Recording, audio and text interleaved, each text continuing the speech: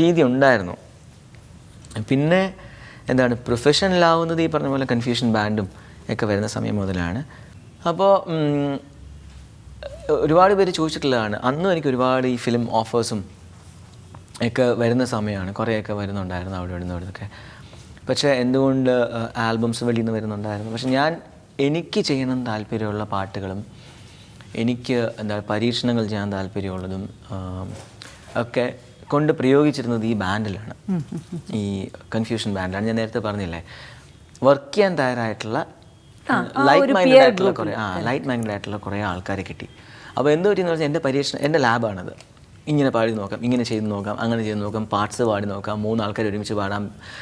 അപ്പോൾ ഞാൻ എവിടെ നിന്നൊക്കെ എന്തൊക്കെയോ കേട്ടിട്ടുള്ളതോ പഠിച്ചിട്ടുള്ളതായിട്ടുള്ള കാര്യങ്ങളൊക്കെ ഇംപ്ലിമെൻറ്റ് ചെയ്യുക എന്നുള്ളൊരവസ്ഥയിലായി. അപ്പോൾ ഇതൊരു ബോധപൂർവമായ ട്രാൻസാക്ഷൻ ആയിരുന്നില്ല. പണ്ട് മുതലേ അങ്ങനെ വന്നു. ഒരു അവസരം വന്നപ്പോൾ അതൊക്കെ അങ്ങനെ പ്രയോഗിച്ചു, അത്രയേ ഉള്ളൂ. അത് സ്റ്റേജ് ഷോസിൽ ഫസ്റ്റ് സ്റ്റേജ് ഷോ എന്ന് പറയുമ്പോൾ എന്താണ് മെമ്മറി? ഷോ എന്നുള്ള അവസ്ഥ എനിക്ക് തോന്നുന്നത് അതൊരു ലേറ്റർ സ്റ്റേജിലൊക്കെ വരുന്നതിന് മുമ്പ് തന്നെ ഞാൻ സ്റ്റേജിൽ കയറി തുടങ്ങിയിട്ടുണ്ടായിരുന്നില്ല. അപ്പം അതാണ് എനിക്ക് വ്യക്തമായിട്ട് അങ്ങനൊരു ഐഡിയ വരാത്തത് അതുകൊണ്ടാണ്. കാരണം കോമ്പറ്റീഷൻ എന്ന് പറയുന്നത് തന്നെ എൻ്റെ ഒരു സ്റ്റേജ് എക്സ്പീരിയൻസ് എന്നൊരവസ്ഥ ആദ്യം കുട്ടിക്കാലം പോലെ ഉണ്ട്. അപ്പം അത് സ്റ്റേജിലായിരുന്നു എൻ്റെ, ശരിക്കും പറഞ്ഞാൽ ഞാൻ എൻ്റെ ലൈഫ് കണ്ടത് സ്റ്റേജിലാണ്. അപ്പോൾ ആക്ച്വലി ലൈഫ് കണ്ട സ്റ്റേജിലെന്ന് പറയുകയാണെങ്കിൽ ഇപ്പം ആ സ്റ്റേജ് ഷെയർ ചെയ്തിരിക്കുന്ന എല്ലാം ഫേമസ് പേഴ്സണാലിറ്റീസാണ്. അപ്പോൾ അതൊരു ടെൻഷനാണോ അതോ എങ്ങനെയാണ് അതിനെ ഓവർകം ചെയ്യുന്നത്? അല്ല, അത് ശരിക്കും ഇങ്ങനെ കണക്ട് ചെയ്യാൻ പറ്റും. ഇപ്പം ഞാൻ പറഞ്ഞ ഉത്തരം തന്നെയാണ് ഉള്ളത്. കാരണം എനിക്ക് ആദ്യം മുതലേ തന്നെ ഇങ്ങനൊരു എക്സ്പീരിയൻസ് ഉള്ളതുകൊണ്ട് നമുക്ക് അങ്ങനൊരു ബോധപൂർവമായിട്ട് ഞാൻ ഇനിയിപ്പോൾ അടുത്ത സ്റ്റേജിൽ കയറാൻ പോകണം, ഞാൻ കുറച്ച് പ്രിപ്പയർ, അങ്ങനൊരു അവസ്ഥ ഉണ്ടായിട്ടില്ല. കോമ്പറ്റീഷൻ ചെയ്ത് തന്നെ നമുക്ക് ഒരു പേടി എന്നൊരവസ്ഥ അങ്ങ് പോയി. കുറച്ച് കഴിയുമ്പോഴത്തേക്കും യൂസ്ഡ് ആയി തുടങ്ങി, അതുമായിട്ട് അങ്ങ് യൂസ്ഡ് ആയി തുടങ്ങി. പിന്നെ സ്റ്റേജ് ഷോ ചെയ്യാൻ വരുമ്പോഴും അപ്പം അങ്ങനെ ഭയങ്കര പേടി തോന്നിയിട്ടുള്ളതെന്ന് പറയാനായിട്ടുള്ള 1-2 ഷോസേ ഉണ്ടായിട്ടുള്ളൂ. ഞാൻ ഉസ്താദ് ജാക്കിർ ജിയുടെ കൂടെയൊക്കെ വായിക്കുന്ന സമയത്ത് അതൊക്കെയാണ് ശരിക്കും പറഞ്ഞാൽ കുറച്ചൊരു ദൈവമേ എന്തോ ആണ് സംഭവിക്കാൻ പോകുന്നത് ഒരു ഐഡിയ ഇല്ല. അതിനൊരു മെൻ്റൽ പ്രിപ്പറേഷൻ, ഒരു ഹോംവർക്ക് ഒക്കെ ഉണ്ടോ? ഉണ്ട്, ചില സമയത്ത് അങ്ങനെ നടത്താറുണ്ട്. കാരണം നമ്മളൊരിക്കലും സ്റ്റേജിൽ കയറി ഇരുന്നിട്ട് അവരെ ഇൻസൾട്ട് ചെയ്യാൻ പാടില്ലല്ലോ. ഞാൻ ഇൻസൾട്ടഡ് ആവുന്നു എന്നുള്ളതിനേക്കാളും ആ സ്റ്റേജിനെയും അവരെയും അവർ ചെയ്യുന്ന തൊഴിലിനെയും ഒക്കെ നമ്മൾ റെസ്പെക്ട് ചെയ്യണം. സോ ഐ കനോട്ട് ജസ്റ്റ് അവിടെ പോയിട്ട് ചെയ്യാൻ പാടില്ല. So I should be serious. അതിനുവേണ്ടിയുള്ള പ്രിപ്പറേഷൻ നടത്താറുണ്ട്. പ്രിപ്പറേഷൻ നടത്തുന്നതും ഈ സ്പോർട്സ്മാനൊക്കെ ചെയ്യുന്ന പോലെ ഒരു സ്പോർട്സ്മാൻ സ്പിരിറ്റിലാണ് അങ്ങനെയാണ് ശരിക്കും. പക്ഷേ ഞാൻ ആ സമയത്ത് അവരുടെ എന്തെങ്കിലും വർക്കൊക്കെ ഉണ്ടെങ്കിലോ സീരീസ് ഒക്കെ ഉണ്ടെങ്കിലോ ഇരുന്ന് കാണും, കേൾക്കും, ഇതൊക്കെയാണ് ഇവരെന്തൊക്കെ ചെയ്യും, റൈറ്റ് അവരെന്തൊക്കെ ചെയ്യും, അപ്പോൾ ഞാൻ അതിനെ തിരിച്ചെന്ത് ചെയ്യാം, അല്ലെങ്കിൽ അതിനെ എങ്ങനെ റെസിപ്രിക്കേറ്റ് ചെയ്യണം, ഇങ്ങനെയുള്ള കുറേ കാര്യങ്ങൾ വെച്ചിട്ട് പ്രാക്ടീസ് ചെയ്യും. ടെക്നിക്സ് എന്താണ് ചെയ്യുക, അങ്ങനെ അതൊക്കെയാണ്. ഒരു മെൻ്റലി നമ്മൾ കുറച്ചും കൂടെ അവരുമായിട്ടങ്ങ് യൂസ്ഡ് ആവണം അല്ലേ, അതിന് വേണ്ടിയിട്ട് കുറേ കാര്യങ്ങൾ ചെയ്യാറുണ്ട്, അത്രയേ ഉള്ളൂ. ഈ ഒരു ജനറേഷൻ കഴിഞ്ഞ് ഇപ്പോഴുള്ള കുട്ടികൾക്ക് എത്രത്തോളം അങ്ങനത്തെ ഒരു റെസ്പെക്റ്റ് ഉണ്ട്, ഒരു വിനയം, റെസ്പെക്റ്റിനപ്പുറം ഒരു വിനയമുണ്ടോ, അങ്ങനെ തോന്നിയിട്ടുണ്ടോ? ഞാൻ വിനയം, റെസ്പെക്ട്, നമുക്ക് മര്യാദ എന്നുള്ള വാക്ക് ഉപയോഗിക്കാൻ തോന്നുന്നു അല്ലേ, മര്യാദ. കറക്റ്റ്. കാരണം മര്യാദ എന്ന് പറയുമ്പോൾ ഒരുപാട് ഘടകങ്ങൾ അതിനകത്ത് ഉൾക്കൊള്ളും തോന്നുന്നു. ഈ പറഞ്ഞ പോലെ കൾച്ചർ, സംസാരം, ഒന്നിനോട് കാണിക്കുന്ന ബഹുമാനം അല്ലേ, സ്വന്തം തൊഴിലിനോട് കാണിക്കുന്ന ബഹുമാനം, ഇങ്ങനെ നമ്മൾ ഭയഭക്തി ബഹുമാനം എന്നൊക്കെ പറയുന്ന പോലെ ഒരുപാട് കാര്യങ്ങൾ ചേർന്ന് വരുന്ന ഒന്നായിരിക്കും മര്യാദ. അത് മേ ബി ആരെങ്കിലും പറഞ്ഞു കൊടുക്കാത്തതുകൊണ്ടാണോ അതോ നമ്മുടെ ലോകം പോകുന്ന സ്പീഡിൻ്റെ ആണോ ഒന്നും എനിക്കറിയില്ല. ഒരുപാട് കുറഞ്ഞു കണ്ടിട്ടുണ്ട്.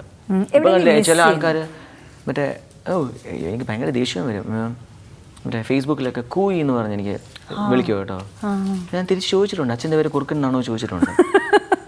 അല്ല സീരിയസ്ലി, എന്നുവെച്ചാൽ എന്താ കൂയി, ഹലോ എന്നോ ഹായ് എന്നോ നമസ്തേ എന്നോ ഒന്നും പറയാൻ എനിക്ക് ആദ്യമായിട്ടായിരിക്കും എനിക്ക് മെസ്സേജ് അയക്കുന്നത്. ഒരു വിൻഡോ പോപ്പ് ചെയ്യുമ്പോഴാണ് നമ്മൾ അറിയുന്ന പോലും കൂയി. വാട്ട് ഈസ് ദിസ് കൂയി? ഒരു മര്യാദ വേണ്ടേ? മര്യാദ വേണം. ഞാനങ്ങനെ സോഷ്യൽ മീഡിയയിലുള്ള മര്യാദ നമുക്ക് എങ്ങനെ അത് കീപ്പ് അപ്പ് ചെയ്യാൻ പറ്റും? എന്നാൽ അച്ഛനും അമ്മയും തന്നെ പറഞ്ഞു കൊടുത്തേ പറ്റുള്ളൂ അല്ലേ. അല്ലെന്നുണ്ടെങ്കിൽ ഇങ്ങനെ പറഞ്ഞ പോലെ ഞാൻ ചോദിച്ച പോലെ ചോദ്യങ്ങൾ ആരെങ്കിലും ചോദിക്കും തിരിച്ച്. അങ്ങനെ ചോദിക്കുന്ന അവസ്ഥയിൽ നമ്മൾ ചിലപ്പോൾ നാണയം. അല്ല, ഈവൻ എനിക്ക് തോന്നുന്നു വെച്ചാൽ ഒരാള് ഒരു പരിചയമില്ലാത്തപ്പോൾ ചിലപ്പോൾ നമുക്ക് ഫ്രണ്ട് റിക്വസ്റ്റ് കണ്ടാ പോട്ടെ ഒന്ന് റിക്വസ്റ്റ് ഓക്കെ ആക്കി വെരി നെക്സ്റ്റ് ഡേ അല്ലെങ്കിൽ അടുത്ത ഹായ് ഹലോ ആണ്. അതാണ് ഞാൻ പറയുന്നത്, നമുക്ക് ആ ഫേസ്ബുക്കിൽ ശരിക്കും റിക്വസ്റ്റ് എന്നുള്ളൊരു ഓപ്ഷൻ ആയതുകൊണ്ട് റിക്വസ്റ്റ് ഇല്ലെന്നുണ്ടെങ്കിൽ ഇറ്റ്സ് ഓൾവേസ് എ ഡിമാൻഡ്. നമുക്ക് റിക്വസ്റ്റ് ഇല്ല, നമ്മുടെ കൾച്ചറിൽ നിന്ന് റിക്വസ്റ്റ് എന്ന അവസ്ഥ മാറിപ്പോയി. നോട്ട് ദ പോയിന്റ് അല്ലേ?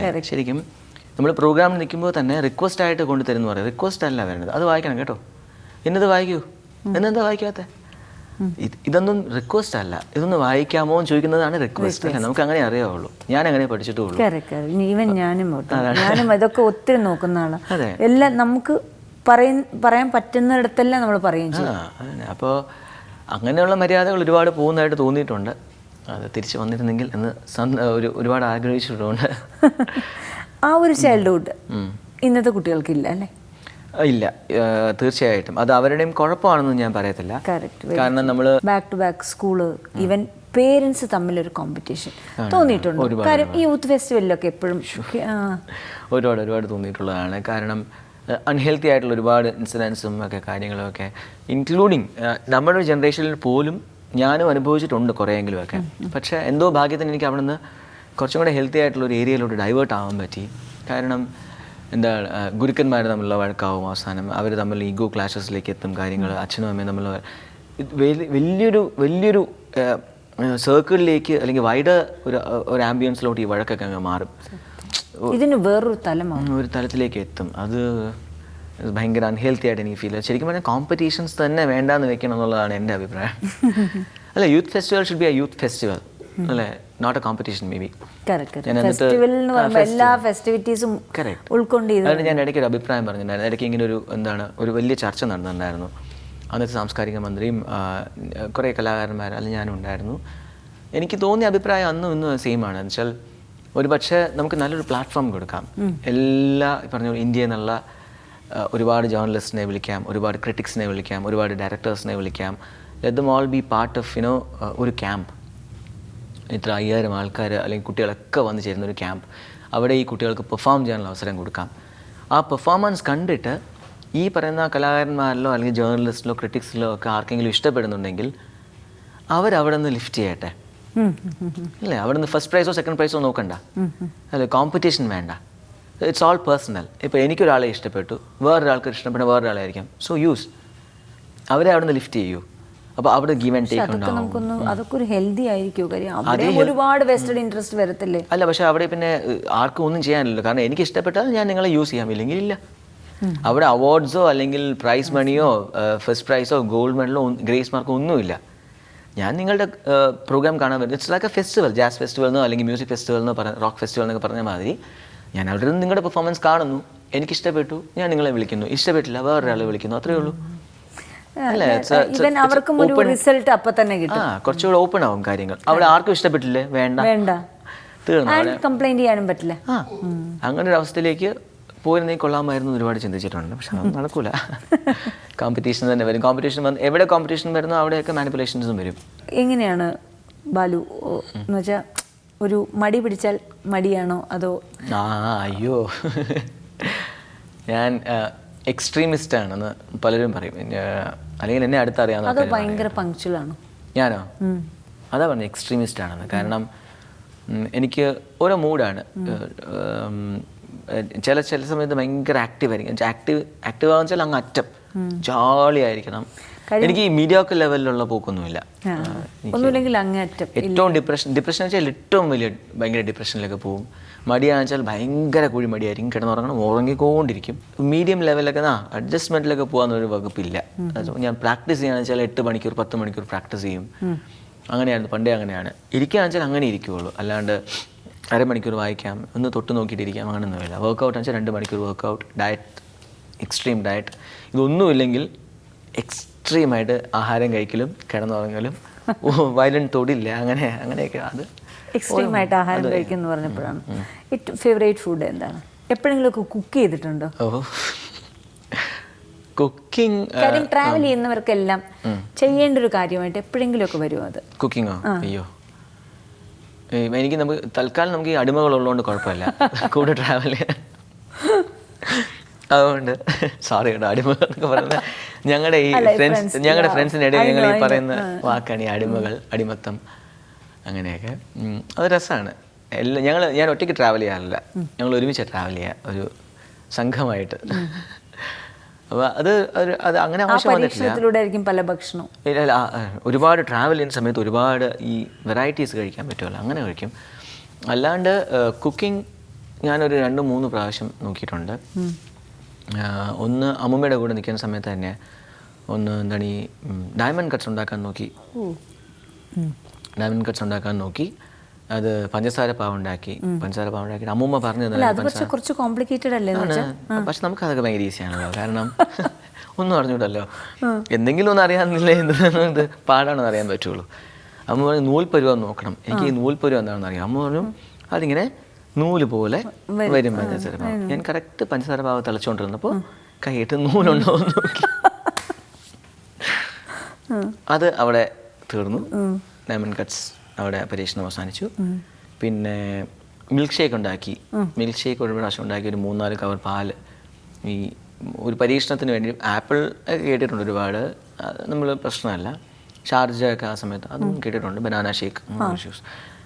അപ്പോൾ എന്തെങ്കിലും പുതിയത് വേണമെന്നുള്ളതുകൊണ്ട് മുന്തിരിങ്ങ ഇട്ടിട്ട് ഉണ്ടാക്കി.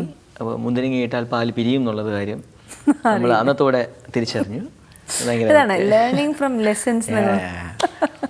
അപ്പം അങ്ങനെ അത് എൻ്റെ കസിൻസിനും ഞാൻ പറഞ്ഞു കൊടുത്തു ആ വഴി, ഇതിങ്ങനെ പിരിഞ്ഞു പോവും എല്ലാവരും മനസ്സിലാക്കി, ചെയ്യരുത് എന്നൊക്കെ പറഞ്ഞ് മനസ്സിലാക്കി. ഫേവറേറ്റ് ഫുഡ് എന്ന് പറഞ്ഞാൽ എന്താണ്? അയ്യോ, സച്ച് എ ഫുഡി പേഴ്സൺ. ഞാൻ ഒരുപാട് ഭയങ്കര ചൂസ് ചെയ്യാണ്. എനിക്കിഷ്ടമുള്ള ആഹാരം കഴിക്കാൻ ഞാൻ എത്ര ദൂരം വേണമെങ്കിലും പോവും, എവിടെ വേണമെങ്കിലും പോവും, എത്ര നേരം വേണമെങ്കിൽ വെയിറ്റ് ചെയ്യും, അങ്ങനെയൊക്കെ ഉണ്ട്. ഇഷ്ടമുള്ള ആഹാരം ഞാൻ കൂടുതലും നല്ല ആഹാരം കിട്ടുകയാണെങ്കിൽ എനിക്ക് വെജിറ്റേറിയനാണ് ഞാൻ പ്രിഫർ ചെയ്യുന്നത്. പക്ഷെ നന്നായിട്ട് കിട്ടണം.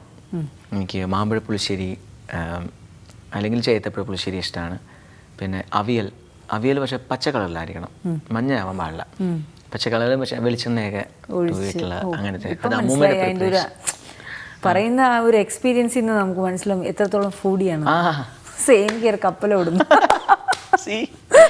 അങ്ങനെ വേണം.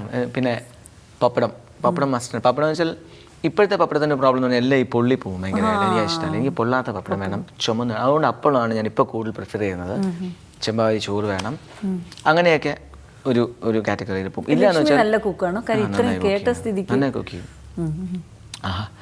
പിന്നെ പക്ഷേ എനിക്ക് എവിടെ പോയാലും ഇപ്പോൾ ഫോറിൻ കൺട്രീസിലൊക്കെ പോയിട്ട് തിരിച്ചു വരുന്ന സമയത്തൊക്കെ അവിടുത്തെ എല്ലാം ട്രൈ ചെയ്തൊക്കെ വരും. പക്ഷെ എനിക്ക് എങ്ങനെയെങ്കിലും വീട്ടിലെത്തി കഞ്ഞി കുടിക്കണം.